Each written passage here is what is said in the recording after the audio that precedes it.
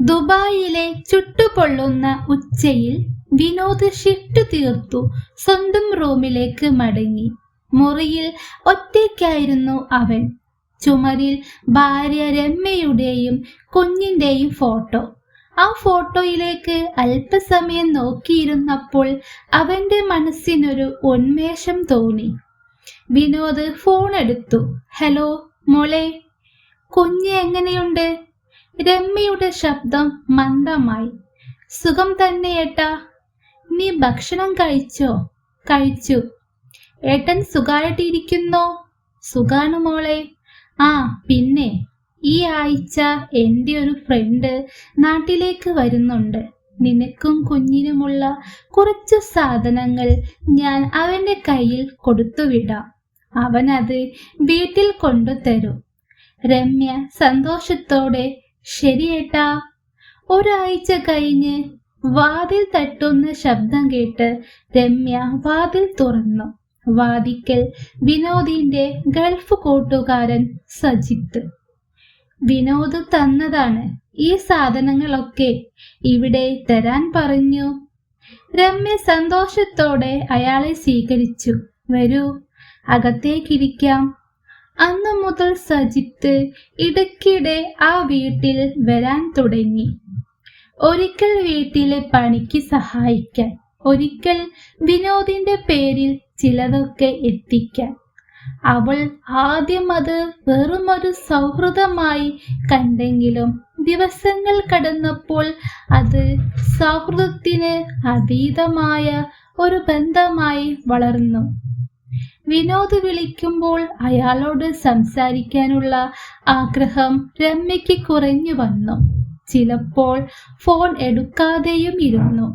സജിത്തിന്റെ സാമീപ്യം രമ്യയ്ക്ക് വലിയ ഒരാശ്വാസം നൽകിയിരുന്നു. ഒരു ദിവസം വിനോദ് നാട്ടിലുള്ള സുഹൃത്ത് മുഖേന സജിത്തും രമ്യയും തമ്മിലുള്ള ബന്ധം അറിയുന്നു.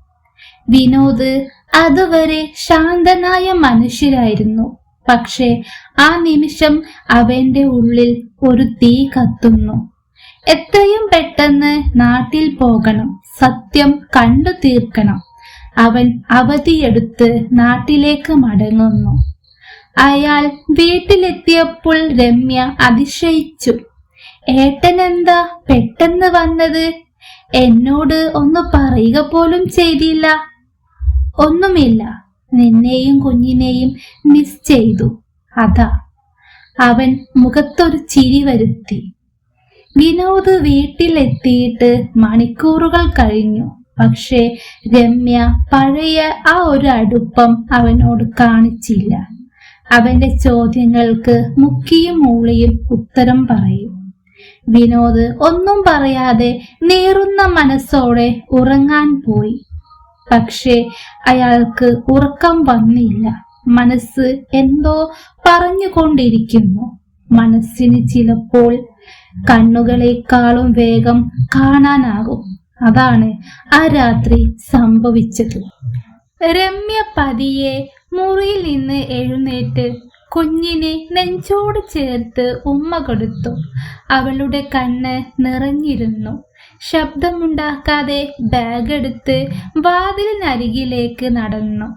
പുറത്ത് സജിത്തിന്റെ കാർ അവളെ കാത്തിരിക്കുന്നുണ്ടായിരുന്നു. വിനോദിന് തന്റെ ശ്വാസം നിലച്ചതുപോലെ തോന്നി. തന്റെ ഭാര്യ പോകുന്നു, തന്നെയും കുഞ്ഞിനെയും വിട്ടിട്ട് അവൾ പോകുന്നു. അവന് അവളെ തടയണമെന്നുണ്ടായിരുന്നു. പക്ഷെ ശരീരം അനക്കാൻ പറ്റുന്നില്ല. ആകെ മരവിച്ച അവസ്ഥ. രമ്യ, വേഗം കയറൂ, ഇനി താമസിക്കരുത്. രമ്യ കണ്ണുനീർ തുടച്ചു. വിനോദ് അറിഞ്ഞാൽ? നിനക്ക് ഞാനുണ്ട്, പേടിക്കേണ്ട. അവസാനമായി വീട് നോക്കി അവൾ കാറിൽ കയറി. കാർ ഇരുട്ടിലേക്ക് മറഞ്ഞു. വിനോദ് കട്ടിലിൽ നിന്ന് എഴുന്നേറ്റ് വാതിൽ തുറന്ന് നോക്കി. അവന്റെ നിറഞ്ഞ കണ്ണുകൾ പതിയെ അടച്ചു. കണ്ണുനീർ ഒഴുകുന്നു. വിനോദ് മന്ദസ്വരത്തിൽ മനസ്സിൽ പറഞ്ഞു, രമ്യ, നീ പോയത് നിന്നെ രക്ഷിക്കാനല്ല, എന്നെ തകർക്കാനാണ്. രമ്യയും സജിത്തും യാത്ര തുടരുന്നു. അവളുടെ മുഖത്ത് ഭയം നിറഞ്ഞ നിശബ്ദത. അവൾ കരുതിയത് ഇതാണ് സ്വാതന്ത്ര്യമെന്നാണ്. പക്ഷേ അതൊരു തരത്തിലുള്ള ബന്ധനമായിരുന്നു. ഇത് അവളുടെ ജീവിതം മുഴുവൻ മാറ്റുന്ന യാത്രയാണ്. പക്ഷേ അതറിയാതെ അവൾ മുന്നോട്ടു പോകുന്നു.